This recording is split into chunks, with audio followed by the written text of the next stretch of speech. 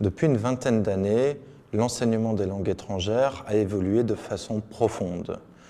Conformément au cadre européen, nous devons préparer nos élèves à devenir des acteurs sociaux. Sachant qu'acteur implique action et social groupe, nous devons faire en sorte que nos élèves soient actifs en classe, c'est-à-dire de leur proposer des tâches ou des scénarios. Il est vrai que beaucoup d'entre vous ont des classes relativement chargées et que très souvent, l'ennemi numéro un, c'est le manque de motivation, voire une certaine passivité. Que faire? Voyons d'abord les composantes de cette motivation. Elle est déterminée par trois grands facteurs. Tout d'abord, la perception de la valeur de l'activité.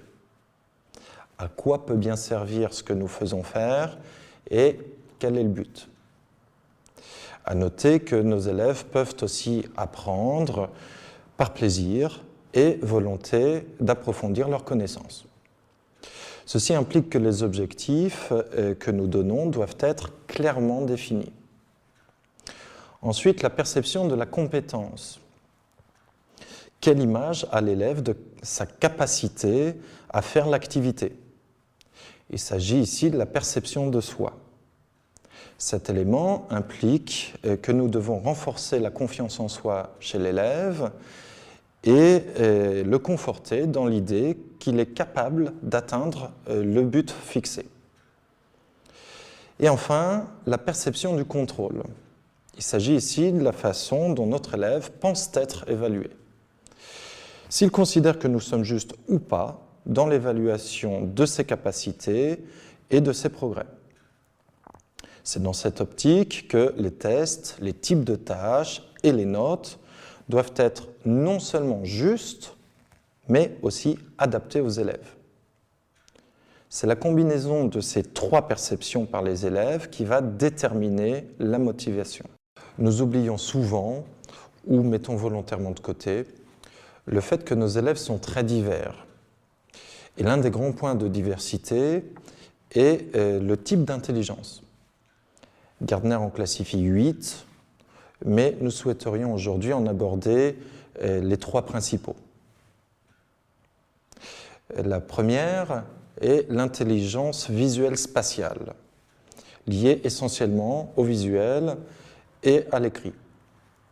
Il s'agit d'élèves qui apprennent mieux en regardant ou en voyant des éléments graphiques ou écrits. Pour eux vont être importants les illustrations, les tableaux, les graphiques, les photographies. Ils apprennent facilement avec un livre. Quand ils parlent et écoutent, ils ont besoin d'un contact visuel avec leur interlocuteur. La lecture et l'écriture en langue étrangère ont de bons résultats avec eux pour l'acquisition de la langue. La seconde est l'intelligence linguistique, liée essentiellement à l'oral. Les élèves de ce type apprennent en parlant et en écoutant. Ils n'ont pas besoin de contact visuel avec leur interlocuteur. Pendant le cours, ils doivent parler beaucoup, dire les mots nouveaux à voix haute, utiliser des enregistrements audio ou vidéo, écouter la radio ou bien chanter. La troisième est l'intelligence corporelle kinesthésique, liée essentiellement au mouvement et à l'action. Les élèves de ce type sont engagés physiquement et apprennent le mieux quand leur corps est en action. En voyant les autres, ils lisent le langage corporel. Pour eux, le plus adapté est de faire des mises en scène, des activités induisant du mouvement. Nous possédons bien entendu toutes ces intelligences, mais à des degrés divers, et donc avec des prédominances. Le problème qui va lier ces différents types d'intelligence avec la motivation est la nécessité d'une équité dans le traitement. Si vous ne faites faire que des activités qui sont liées à votre propre type d'intelligence sans prendre en considération les autres, vous pénalisez automatiquement les élèves appartenant à une autre catégorie. Le résultat sur la motivation est alors dramatique. L'élève aura des difficultés à bien cerner l'objectif ou encore à parvenir aux objectifs. Ainsi, sa perception de la valeur, mais aussi et surtout sa perception de sa compétence seront fortement diminuées. L'élève va se décourager en pensant qu'il est nul ou que ça ne sert à rien du tout. Quant à sa perception du contrôle, il trouvera injuste l'évaluation de ses capacités. Et le problème est qu'il aura en partie raison.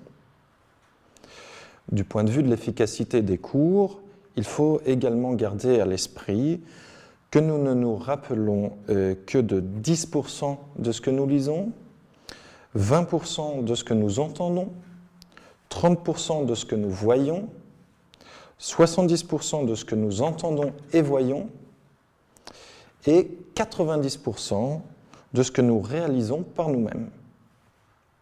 Bref, en ayant recours uniquement à certains types d'activités, vous allez vous retrouver avec une bonne partie de la classe démotivée ou avec de mauvais résultats, ainsi qu'avec une moindre efficacité en ce qui va concerner la mémorisation. La solution est donc évidente.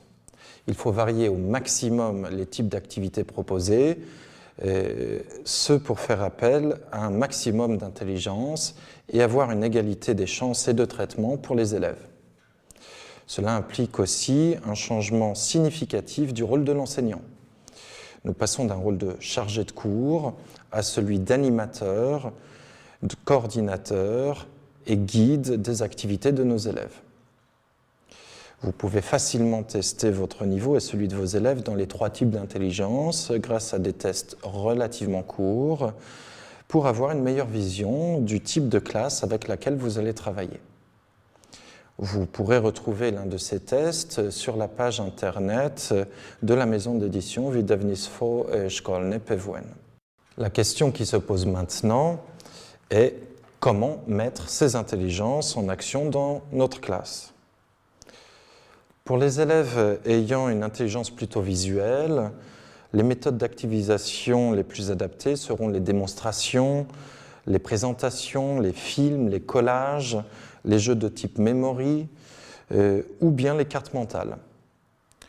Le manuel Francophonie Express sera ici un bon support de classe de par la richesse graphique proposée. Illustrations, photos, travail sur l'image. La projection des textes et des illustrations du manuel sur un TBI sera également un atout. Pour les élèves ayant une intelligence à dominante linguistique, seront essentiels les dialogues, les discussions, la répétition des mots, les chansons et les enregistrements audio.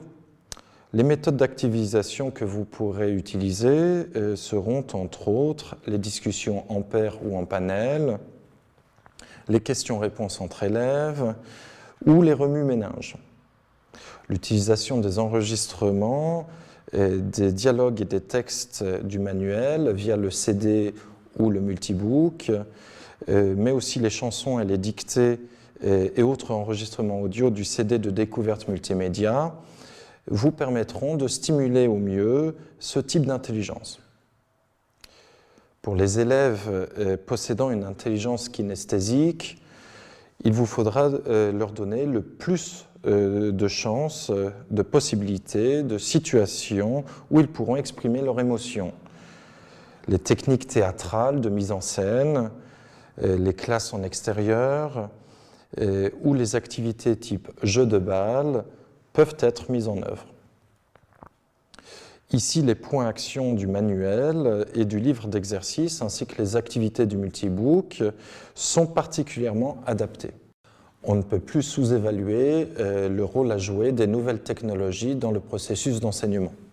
De plus en plus, vous utilisez les enregistrements, des CD ou DVD, les tableaux blancs interactifs, les projecteurs multimédia pour des présentations sous PowerPoint réalisées par le professeur ou par les élèves, ou des documents provenant d'Internet. Il est important de rappeler que les professeurs peuvent utiliser tous les documents multimédia pour une utilisation à but didactique en classe, sans avoir à être inquiété par les soucis de droit d'auteur. Pour les professeurs et les élèves utilisant Francophonie Express, nous vous rappelons qu'il existe une version multibook.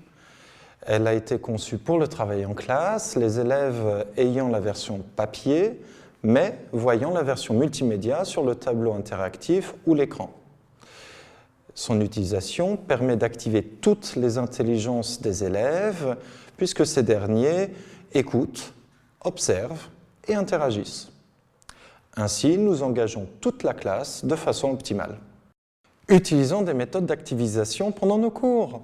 Elles permettront de les dynamiser et de retenir l'attention d'un maximum d'élèves. Pour se faire une idée, voilà certaines de ces techniques en action. Nous espérons qu'elles vous inspireront et vous permettront d'améliorer votre travail avec les élèves.